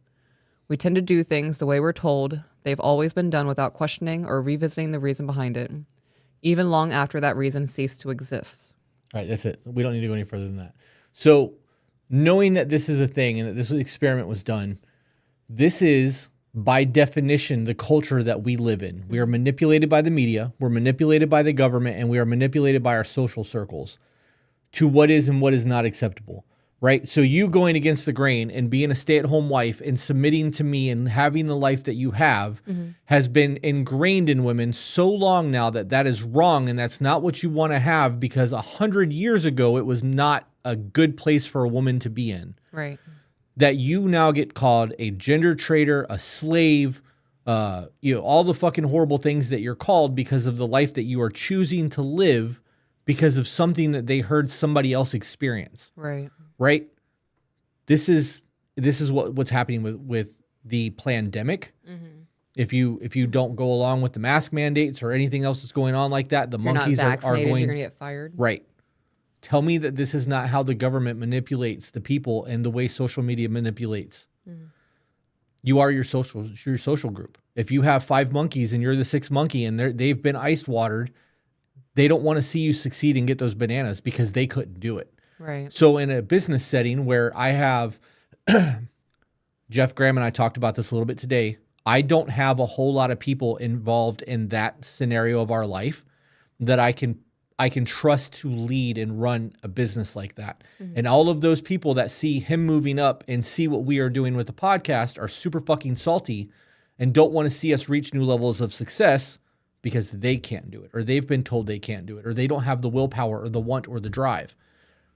That monkey going for that banana could have obtained that banana and enjoyed that fucking banana if he was willing to fight those other monkeys off and continue trying to go up the fucking ladder to get it. Right. Regardless if they got sprayed with water, because obstacles are gonna fucking come at you left or right. You think that everything is just gonna go perfect and you're not gonna ever have any fucking problems? The world is gonna kick you in the fucking teeth. And when you're trying to like get your head back up and catch your breath and see like damage assessment, it's gonna kick you again. The difference is are you going to put your guard up and keep getting kicked, or are you going to fight back? Like this entire metaphor of these 5 monkey experiment thing is literally everything that we've ever discussed on the podcast in a way that like is scientific and not just me going, if I can do it, you can do it. Right.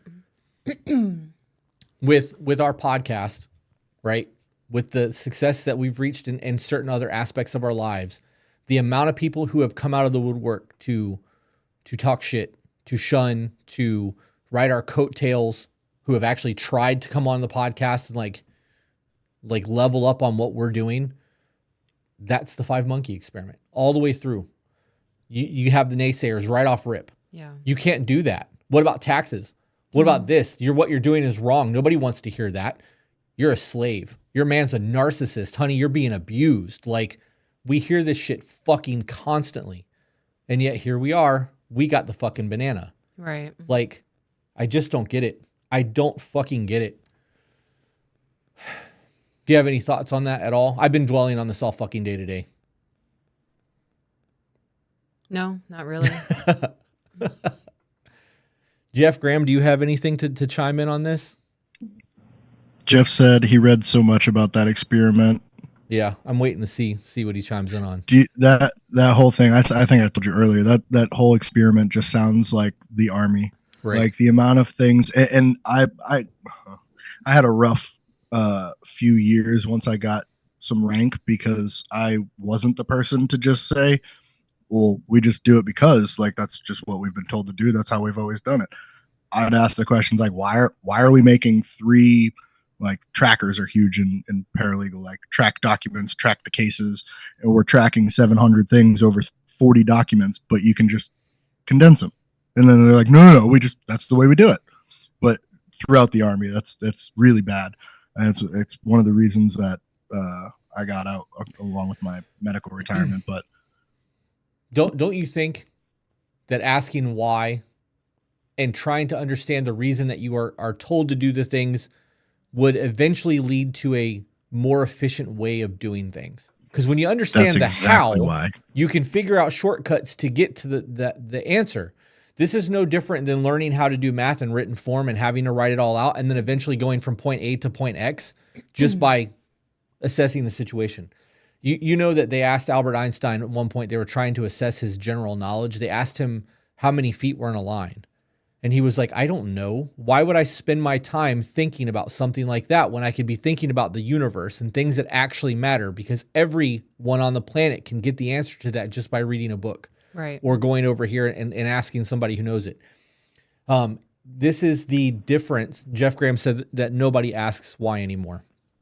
This is one of those things that if you took somebody who had a very high IQ, like a Jeopardy winner, somebody that can answer every question on Jeopardy that's been winner for months, and then you get somebody that is curious, and I had an opportunity to get one of those 2 guys on my team, I would not want the Jeopardy guy. Mm-hmm. I don't care that he can remember facts and statistics. You're Google. Yeah.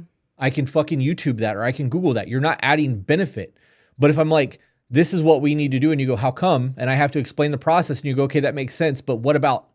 And we start creative thinking and problem solving, I'm going to benefit. You're worth so much more to me financially than the Jeopardy guy who has everything memorized. Mm-hmm. I want a thinker. I want a problem solver. I want somebody who's naturally curious and who wants to ask why.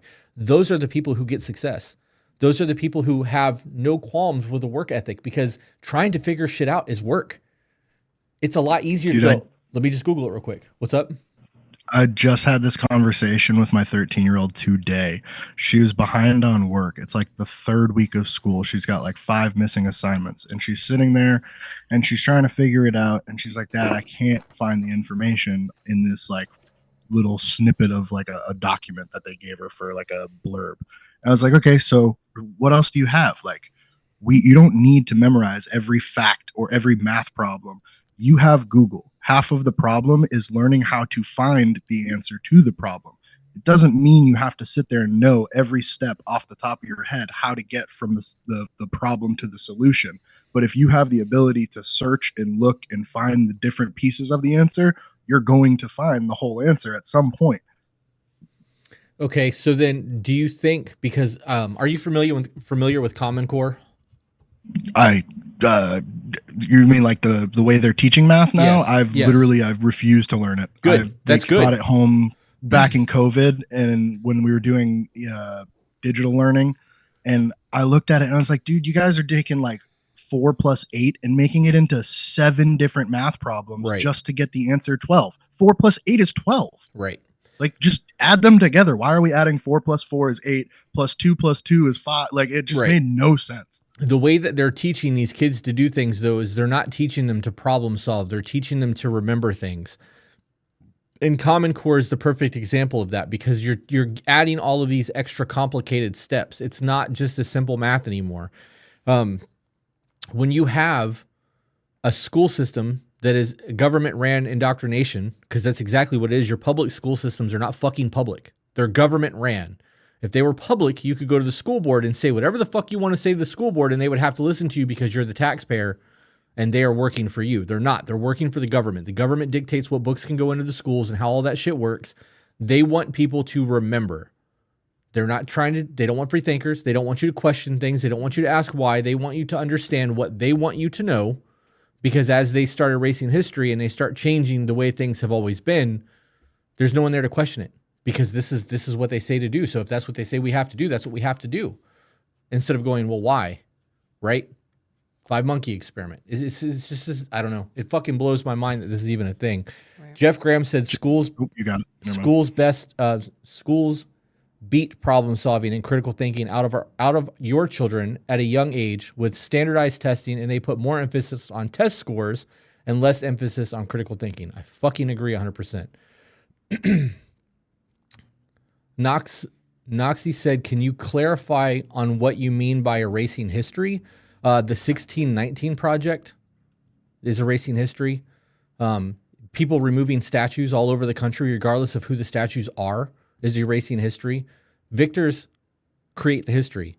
When there's wars had, the history books are written by the victors. Mm-hmm. So that is what history is, and that's the way that it's understood. Doesn't mean that it's always right, but when you have that this is what happened in history, and then you go back and you try to change it to fit a current narrative, it becomes a problem. If you want to relearn history and you want history to be historical and you're able to do the research and get the story from both sides, the victors and the losers, you can put 2 and 2 together and find what really happened and what's really going on, because there is 2 sides to every story. Right. But we are living in a time where 1984, the George Orwell story, is becoming very prevalent. And I know that a lot of conservatives fucking say, oh, we're living in 1984. We're not. We're fucking close. And it's getting close. And it's so much so because of the technology. And if you think that I'm wrong, Big Brother is always listening. Look at your phone. If I tell you that you should start looking at custom knife sets and butcher blocks for your knives to go in, I'm willing to bet everyone that has this playing through their phone right now is going to get an advertisement in the next 24 hours for knives and butcher blocks. Or why not everybody Outback? Screenshot them and show them in Discord. I want to see how well this works. It does because work. I was just thinking, like, Peach's phone just being on the table is going to just start showing her knives. Michelle did it the other day, and I was like, it's creepy. Yeah. Big Brother is listening. So and history is being erased. The things that we were taught is being told that that's no longer what history was. This is the new history. So that is by definition erasing history, even if the history wasn't accurate. If we, the Wild West, that whole time frame was less than like 15 years. Like, it was a very short amount of time frame that we were using the West of America as the new frontier. It was not a long span of time. And when people hear about the Wild West, they think it was a very long experience, and it wasn't. So for people who have that belief that it was a really long time, and then somebody comes along and gives them all the facts of it, to that person, you could be erasing history. So like that also comes down to perspective. But when you're willing to ask why and you're willing to do the research and have the questions answered, you're not erasing history. You are changing your perception of what it actually was, and you're becoming more informed. And that's a different thing than saying like Mao, the Chinese dictator, was a fucking murderer. Che Guevara was a fucking rapist and a murderer. And people are using these people as like political idols, and they're wearing them on fucking t-shirts and like supporting communism when they don't really have an understanding of what communism actually was. This is why you want to have that, what's her name? The North Korean defector. Yunomi Parks. Yep. AJ, that's somebody that you need to try to get on the podcast, because Peaches she really, really wants to have a conversation with that chick. All right. I'll see what I can get. Yep. So. Let me know when you're ready for supers, by the way. Somebody said, honestly, what do you think the downside of taking the statue just down is? Like, it doesn't stop it from being taught in class. It does, though. Yeah, if they're taking down the statue. Right. Why would they continue teaching it in class? If they're trying to erase something, they're going to erase it completely. Right. How many of you that are currently in high school or almost out, or like freshly out of high school have actually had studies on the Holocaust? You can't tell me that they're not trying to erase history when there are schools that try to deny the Holocaust. They're trying to say that it wasn't that bad, that there wasn't 6 million Jews killed. They are removing it from the curriculum. They are removing books from the curriculum. Things that were normal classic reading is being removed from school curriculum. They are removing things, whether it's statues, books, or history. It's a fucking problem when they are removing it from school so that they can indoctrinate children into other things. I'm not saying that we need to have statues of Hitler up. I don't agree with that. But if you have a statue up of Washington, who is the fucking father of our country, to remove him because he once owned a slave, well, this country wouldn't exist and we would still be under colonial rule, and slavery would have went on a lot longer had we not become an American country. Yeah. Because once we got the Declaration of Independence signed, within 100 years, slavery was abolished. Yeah. While it was still going on in other countries on the world, where it is still going on in other countries around the world. So because these men once did foul things, you want to remove all of their good contributions to what we have and to deny what it was. It just blows my fucking mind that's even a thing. I think that history needs to be taught as a whole. You can't be selective with it. We had one perfect person to ever exist and we crucified him. Right? So like, you think that everybody else that's ever lived is just going to have all the answers and have it all figured out? Like, it doesn't work that way. I don't know. I think this comes down to, and this is just my belief. I'm not saying one way or the other what's right or what's wrong, but if you're going to teach things, it needs to be taught. Right. And if history is removed, we're going to repeat it. And if you think that I'm fucking wrong, look at what's happening right now in our country compared to what happened in Nazi Germany in 1920, 30, and 40. That's all there is to it. It's the fucking things are repeating themselves because it's not being taught in school anymore. Yep. Is my video on for tonight? Is your video on for tonight? Yes, was my video added for tonight?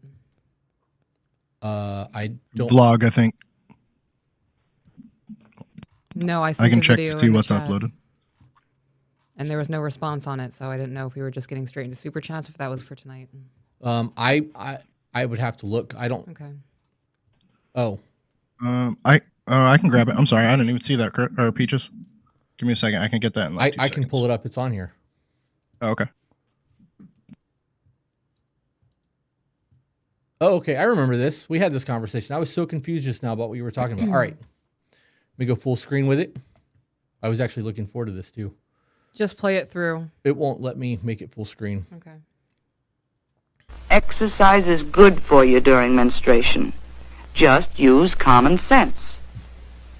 When you come to think... Okay, I can't just play it through. that static crackle that's happening from the old vinyl record players is nostalgic as fuck to me. Yeah, that's something in my brain. Yeah, mine too. I enjoy that. Okay, sorry. Think of it. Most of your daily routine is on the mild side. It's going to extremes that's wrong and to be avoided. To most girls, the menstrual period should bring no severe discomfort.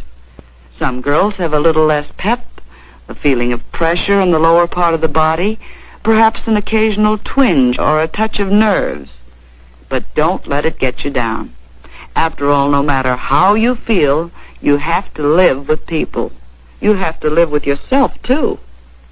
And once you stop feeling sorry for yourself and take those days in your stride, you'll find it's easier to keep smiling and even-tempered. You can do practically everything you normally do.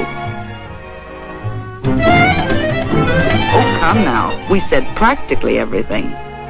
Provided you take common sense care of yourself. All right. I know that you have a lot to say about this. So. I do. So, will you dance like that for me? Yeah. I'll have to practice it. You get crazy legs. So, I watched that, and I was like, huh. And I felt no emotion towards it. I was like a little under-exaggerated on things because I had periods that would cripple me, and I would have to call out of work. So it definitely downplays things. And I was like, I wonder how other people felt about this. Because there are things in there that I do agree with, that I think if worded differently would have a different impact on how women receive it. And in the comments, someone said, very clearly written by a man. And I was like, I can see that because it is very matter of fact. And if it were written by a woman, it wouldn't be as downplayed. So if you were to remove the emotion and just take that for what it is from a man's perspective, there are certain things said in there that, like I said, I agree with. And there are certain things that should just be corrected. So let's play that one more time. And I'm going to have you pause things and I'm going to just voice over. Okay. Before we do that, do you want me to wait? You know, you can go ahead. We know that when you have really bad menstrual cycles that it's hormonal. Right. We know that matrix hormones, because we've done work with them, can actually help with that. So like you should have your blood work done. If you're having really, really crazy, painful periods, get your hormones looked at, get your blood work done. Like there could be something that could correct that and make it not so bad. This was filmed in 1946. Correct. Our hormones are not the same as they were in 1946. We are 3 generations past that. Yes. So if we're 3 generations past that, and we know that our fathers, or my father and my grandfather's testosterone was much higher than mine is in terms of generational degradation, I wonder if the periods in the 1940s and 1950s were as bad as they are currently because of the hormonal differences in our body because of the shit that we're putting into it. Right, the things we eat and whatnot, Right. and the things that we're putting into our body, like plastic surgery and Botox and Yep. Yeah. And food-like Yeah, products. Okay, right. I'm gonna run it again. Okay. Peaches, can you try and match Exercise the is same good. voice? Could I what? Try and match the same voice when you do your voiceover. Well, she's gonna have me pause so she can have a discussion. Okay, yeah. Okay. Hang on, I'm never gonna mind. try. Okay, tell me when to pause. Okay. Exercise is good for you during menstruation. Just use common sense. Pause. Exercise is good for you on menstruation. Just use common sense. Is that good? Was that close? That's not bad. It's not bad. I'm not good at impressions or I think you have to get a little accents. more nasally. Yeah. More nasally. You need a slight New England accent with it. I don't even know what New Whoa, England whoa, is. whoa. Watch what the New England accent's here. Yeah, well, you're in the South now, bud. Get over that. So you had me pause. Okay. So working out does help with menstruation. Right. It does help alleviate pain. Intercourse on menstruation, if it's not painful for you, never tried it, your man is scared of blood, maybe find a new man. Or if you're single, self-pleasuring, that muscle tensing and relaxing will help alleviate cramps. Why are you looking at me like that? Because everything that I want to say is so fucking bad. I'm just not. You need one of those like, we'll be right back. Boop. And of course, now with menstrual cycles being more painful, probably because of the additives in our food and whatnot, of course, don't push your body when you shouldn't be moving. Like I said, there were times I was literally in the fetal position. I couldn't walk to the bathroom. So depending on severity level, if it's that bad, you should probably see a doctor. But I didn't have insurance at that time, and I was eating ramen noodles. Right. So, but fact, exercising.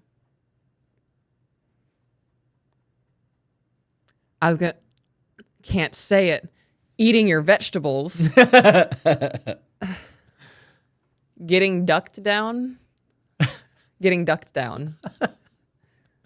It helps. Yeah. Let's go back to the video. All right. Continue. When you come to think of it, most of your daily routine is on the mild side. It's going to extremes that's wrong and to be avoided. Pause. All right. So, of course, having somebody say that to you when you're in an emotional state will piss you off. Me, calm as fuck, logical. Yeah, you right. There are times where I go to an extreme, and that's when it causes problems, and we might get into a disruption, and we have to go like, wait a minute, miscommunication. Okay. Putting that in my pocketbook of things to remember. It's not wrong. Right. I already forgot what it said. Do you want me to run it back? No, Okay. It doesn't matter. Go on. Oh, I got it. It's back. Keeping emotions in check is something that you should be doing anyway. Right. Knowing that you're on your period and you get hormonal does not give you a free pass to be a bitch. I can't tell you how many women I've heard say he just knows. He knows better when I'm on my period. He just needs to accept that that's how I am. No, he doesn't. When I know that I'm super emotional and super hormonal and I'm going through it, I isolate myself and my demeanor changes because I don't want to talk about it. So I might be a little sulky. I'll be like, okay, babe, I love you. I'm sad today. That's it. Because if we start talking about things, my BPD might kick in and I'm already hormonal and I'm going to get pissed off that you didn't put the toilet paper up on the roll or you didn't refill the thing when you knew that I was going to be going into the bathroom after you. It doesn't matter because I'm getting ready to walk in the bathroom. And as somebody who's getting ready to sit down on that toilet should check to see if there's toilet paper there. Right. Because, and the seat's down. I mean, you don't put the seat up. So. Right. Blessed. But as somebody who sits on the toilet, handling business shit, looking at Instagrams for the shop, dealing with clients on the Instagram and communicating with employees and talking to AJ, how often do you use toilet paper? Very rarely unless you take a shit. Right. And the last thing on your mind is, she might come in here next. I need to make sure that there's toilet paper sitting right there. If there's some on the roll, you don't know if I'm going to walk in and take a shit after you. Right. You don't know I'm any more than that. You just like, it's there, I'm going. She's covered. Have So- I ever left you with not enough toilet paper? Yes, you have. Have I really? You have. Holy shit. There have been times that I sat down and I was like, oh no. And I looked at the roll and there was none in the stack and I was like, oh no. And I realized that you've left for the shop and I'm like, okay. I try so hard to make sure that that's never a thing. I know. I'm sorry. It's That's okay. funny though. I know. That's so funny. I was going to say something about all of that with the hormone thing, and it's not relevant to what you were saying. So before I started, I'm going to say this.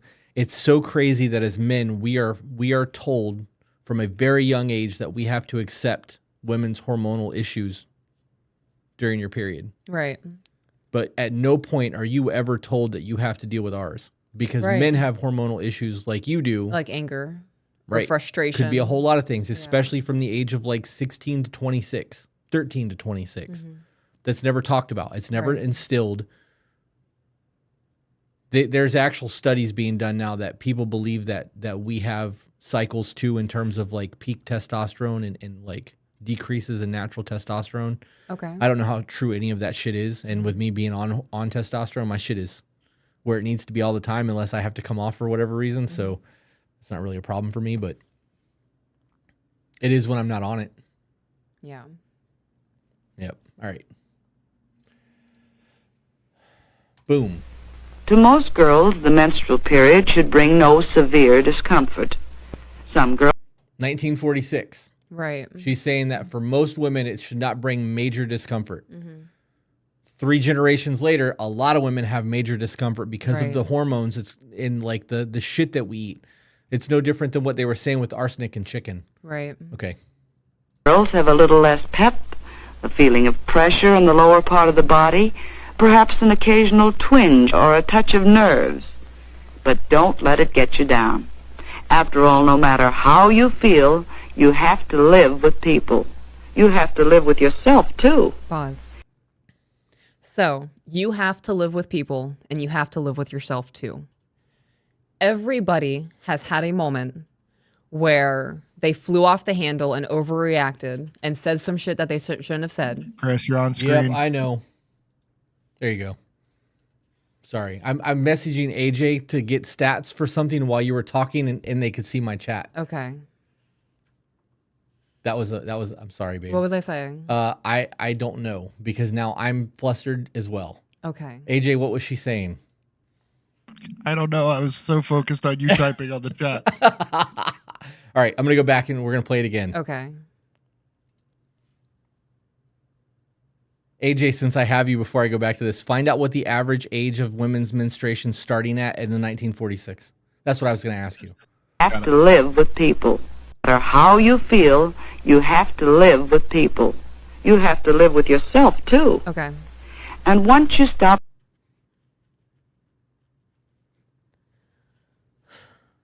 I was setting up an example.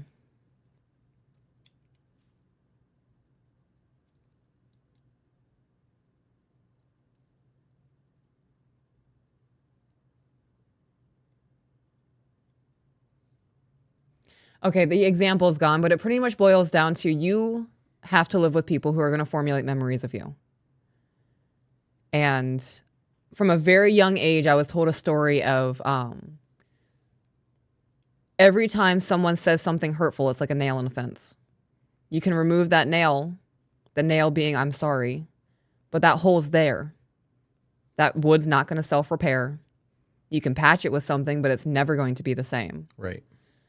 So in the throes of hormonal whatever on your menstrual cycle, you say some nasty shit to your partner, and then I'm sorry, I'm hormonal.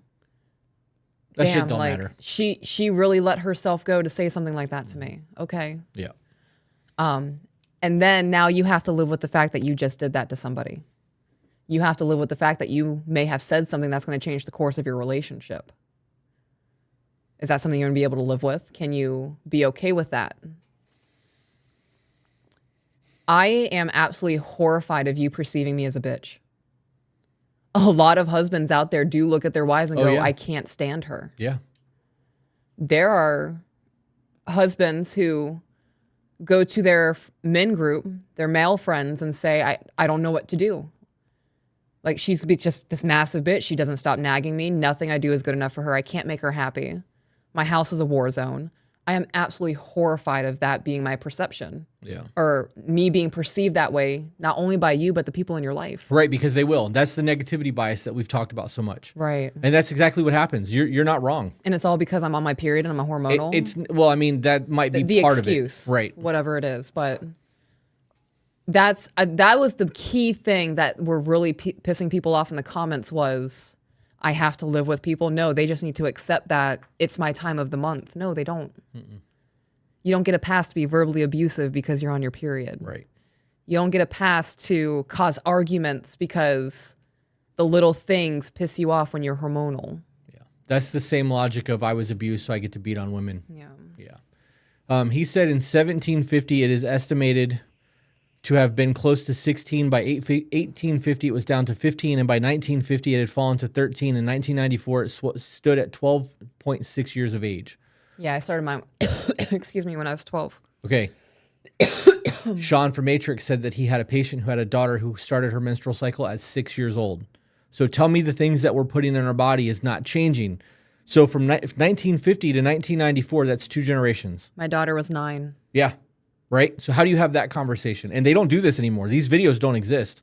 Like, I don't think they teach this shit in health class anymore because They can't just simply have the conversation about it. There's too much politics around it. Right. So like, yeah, I don't know. You want me to go back to the video? No. Okay. Are we done with this, or you got more on it? I mean, that was just the key thing. Okay. We can finish watching if you want to. No. I mean, we've already watched through it once. You're right. You hit a lot. You hit on a lot just now. The fence analogy and that hole being there and it never getting repaired is a good point. That nastiness being showed to your partner at any time, male or female, the things that are said in those moments can never be taken back. And they may forgive you for it and they may never bring it back up, but they're never going to forget that that shit was said. Right. People have long memories when you hurt them or embarrass them, especially if you embarrass them. Doing that shit in public, like, you know, I've put on a little bit of weight. I'm sitting at about 230 right now. I was down to like 208, 206 this time last year. I was in great shape. But if we were out in public and like you made a comment about my belly or like, you know, any type of things that I'm insecure about, even if it was a joke and like you laughed about it and our friend group laughed about it, it would be 10 or 15 years from now. I would still remember that you did that shit and I would remember how you made me feel. It would change our relationship. It absolutely would. It would change how you see me. Yep. It absolutely would. Yep. That would create a whole bunch of fucking problems for us. Right. All right, AJ, let's get into these super chats. Send them to our chat, not the group chat, so that we can read the supers. There we go. Because we have a meeting in 15 minutes. I hope you guys have enjoyed this. There's still 330 people watching. We were up to 380 a minute ago. Mama Gamer said, also, I wore my accountability shirt today. Chris, my fiance, and I love you both and appreciate the constant advice. I can feel the growth as a household by applying the work. I'm assuming that you mentioned, I read my shirt today, Chris, ! Because I'm wearing mine as well. If you guys did not get the accountability. Are these super chats? This is a super chat. I have no idea what you just said. You want me to move it to their screen? Yeah. That's a real thing, right? You cannot retain without seeing that, huh? Right. And that's how we live. I have to audibly hear shit or I'm not holding it. She has to read it. So you go ahead, babe. Go ahead, Hotness Everdeen. Subtitles are a thing, and Michelle hates me for it. I'm gonna say I have to read it. I will disengage from a show. That's why I'm on my phone a lot. Like, is the subtitles not on? Yeah. It is what it is. Do you read an article and then read a sentence, realize you didn't actually read, like, mentally retain that sentence that you read and go back, and then you read it again and realize, fuck, I did it again. I got to go back again. Yeah, that's me when I read. If there are times when I'm reading, like if I'm not fully present, if I'm in my brain thinking about dinner and I'm trying to read, I could read pages. And then I'll come back to, and the main character in the story just had something dramatic happen. Like, what the fuck? Yeah. That doesn't happen to me when I'm listening, though. Yeah. It's weird. So before they get into this, the accountability t-shirt, if you missed it, will be redropped in 2 different colors on September 24th at 7 p.m. on our website, tobebetter.com. My aunt wants one. Just give me the cash for it. Okay. Saying it out loud so I don't forget. So I'm going to reread that super chat because I had no idea what it said. Also wore my accountability shirt today, Chris. My fiance and I love you both and appreciate the constant advice. I can feel the growth as a household by applying the work. I love that. That's dope. That was for $19.99. Thank you. And that's just it. Knowledge is not power. Applying it is. That's where the power comes from. You can have all the knowledge in the world, but if you don't use it, it doesn't fucking help you at all. Mm-hmm. So. Nameless Wallaby. I recently tried to stop cursing as much because I realized I am limiting myself as a person by limiting my vocabulary. I would also recommend... Huh? He said, fuck that shit. I would also recommend looking into synonyms for words. Get a thesaurus. Yeah. Instead of saying cold, say frigid. Shut the front door. Who are you calling a cootie queen, you lit liquor? Stop it. Sabrina, happy to see y'all live in the new studio. Mike told me today, you and Peaches hit it off. Y'all are 2 peas in a pod. She said, did you see the group chat with us? Didn't, no. She said that on the way home last night, he was like, next time we go, I'm going to ask him this and get his opinion on this and see how he feels about this. Yeah, he had fun. Cerulean Firefly, hi and happy Sunday. Usual thanks to you both. Interesting that you're not a Gary V guy. Would love more info on why, or if it's just a personal preference thing. I personally love Gary Vee from what I've seen. So I don't mind his message. He's nasally and kind of whiny to me, like the way he talks. Yeah. So it could be an audible thing, like the way his voice comes across, but I'm much more an Andy Frisella fan, Jocko Willink. And Andy Frisella is probably my favorite like person in that field. I like Rob Bailey a lot. There are other people that are in that, David Goggins, that are in that sphere that I like a lot more than Gary Vee. And it's just a personal thing for me. Alyssa B, you two are doing wonders. Very thankful for you both. That's crazy to read. This is our life.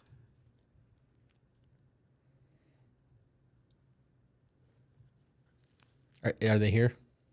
Oh, yeah. Oh, yeah. Oh. I was like, who the fuck? There's Car's door shutting. Yeah. I'm going to unlock the door so that they can come in, but you should continue Okay. with the supers. Brittany Jean Nelson, have you guys found a church yet? Started going and liking it. No, we have not. My mouse is not connected to this, so everybody just take a hit, I guess. I see the next one's Lorraine. I just can't see your message yet, but thank you for the super chat, Lorraine. I appreciate that. I don't have the mouse, so I can't scroll. I'm sorry. I'm working on it. All right. All right. So, Lorraine, I appreciate stumbling onto you both. I feel that you are still needing that one content away from being astronomical famous. Kidding, just kidding, or am I? LOL, you both are truly growing along with us. I mean, maybe. Maybe what? Maybe they'll just be that one video that does it, that sends us over the top and makes us, Yeah. million followers instead of 100,000 followers. That'd be crazy. Yeah. Great Wolf Tactical, mercy unto you, and peace and love be multiplied. Jude 1-2. Jeffrey Graham tattoo for $2.99. Little, what is that, a fox? I have no idea. I like it. Yep. It's cute. All right, so that gets us up on the super chats. Guys, we appreciate all the super chats. We are I have a meeting. We have a meeting. Yes, we have a meeting. We have a meeting that starts in 8 minutes, but they got here early, so Okay. we have to kind of wrap this up. Do you have anything that you would like to add for tonight? Thank you guys for being here. Thank you for all the super chats. And thank you for the continued support. It's life-changing shit. We are going to be, and I made a TikTok about it today, and I made a vlog about it a week ago. I'm a backpack collector. I have a lot of backpacks. We are going to do a giveaway where I'm going to give away 3 of my backpacks, and we're going to stuff them with merchandise, both from Sacred Rights and from the To Be Better podcast, and we are going to give them away. If you would like to try to win them, you have to follow us on Instagram, post a picture of you in your shirt or any of the merchandise that we've sold, and then hashtag To Be Better giveaway, and then tag us so that I can find it when I'm ready to do the drawing. We'll be doing that in October. We are going to be away for the month. We're going to be away from the 12th to the 19th, so there will not be any live streams that week unless we do a pop-up live from Vegas. So that's that. I see a super chat. I'm going to read that, and then we're going to call it a night. Lorraine said, day 2 of my new chapter. Thank you. Lorraine, that old school telephone in your apartment is fucking wild. That was pretty dope to see. Yep. I'm excited to hear how things change. So, all right, guys. Thank you for tuning in, and we'll see you guys on the next one. Have a good night, guys.